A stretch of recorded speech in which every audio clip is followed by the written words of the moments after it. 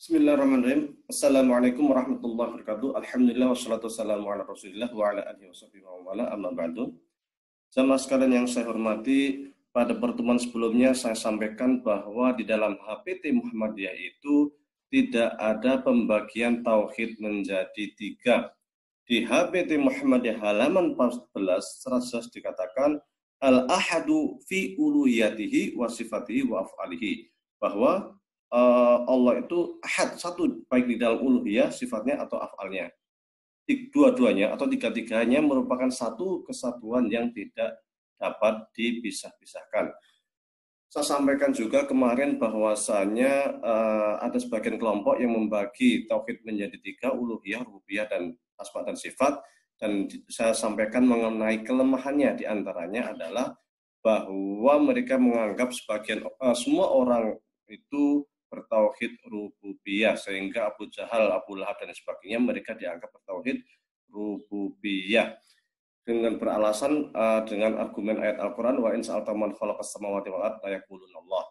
Namun kemudian saya sampaikan bahwasanya kelemahan adalah tidak masuk akal mereka bertauhid tetapi satu sisi mereka musyrik.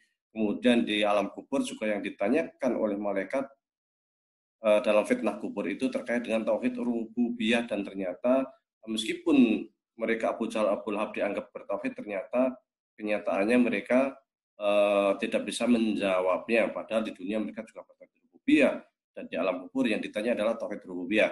Baik, kelemahan kedua adalah bahwa konteks ayat wa in sa'altahum man khalaqas samawati wal ardh la yaquluna Allah ini adalah konteks kafir Quraisy. Memang kenapa mereka disebut menyekutukan? Sekutu itu artinya saya ada teman saya itu saya bersekutu bareng-bareng, itu namanya menyekutukan atau bersekutu.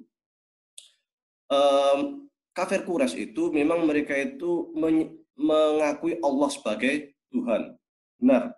Tetapi mereka punya kesalahan fatal adalah bahwa meskipun mereka mengakui ada Allah, tetapi mereka mengakui ada Tuhan lain yang sederajat sama Allah. Mereka menyembah juga, mereka meminta juga kepada Hubal, kepada Lata, kepada Uzza, yaitu berhala-berhala yang mereka sembah. Maka disebut mereka menyekutukan, ya kan, menyekutukan.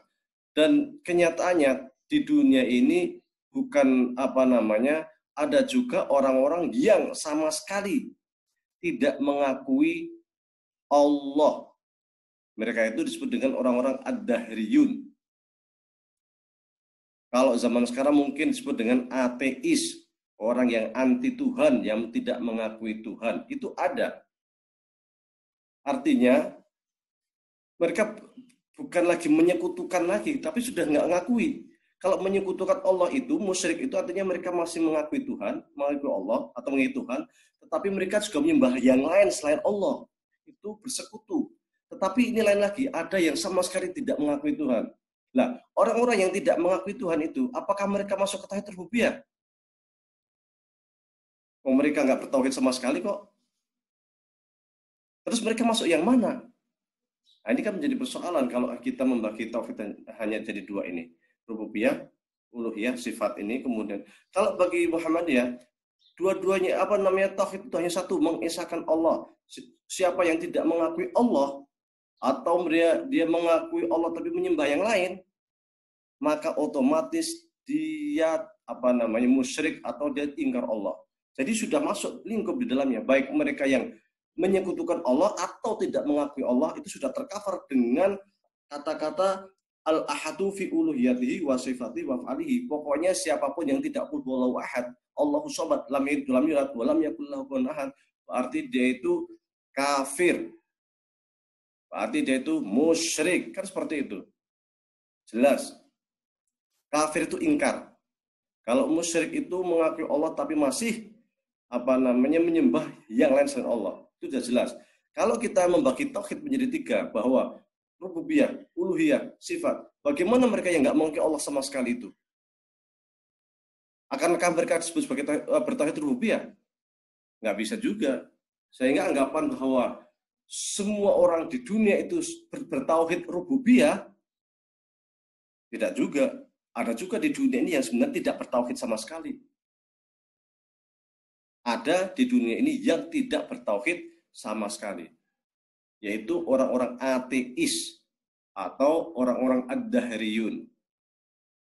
Nah, mereka ini jelas-jelas kafir, dan kalau mengikuti pembagian mereka rububiyah, uluhiyah dan sifat, ini akan terjadi problem karena ini masuk yang mana kan seperti itu. Dan dalam HP itu jelas dikatakan al-ahadu fi uluhiyatihi wa sifatihi wa af'alihi. Wallahu a'lam wa billahi taufiq wal hidayah. Wassalamualaikum warahmatullahi wabarakatuh.